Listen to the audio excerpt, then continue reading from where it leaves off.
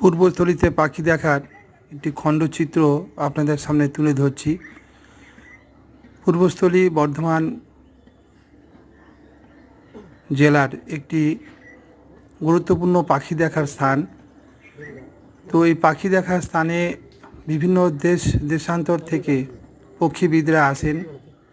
কেউ বা নিজের ইচ্ছাতেই আসেন দেখতে, ঘুরতে বা পিকনিক করতে। পিকনিক করা মূলত স্থলভাগের কাজ, কিন্তু পাখি দেখতে গেলে নৌকা ভাড়া করে জলে আপনাকে নামতেই হবে এবং জলে নেমে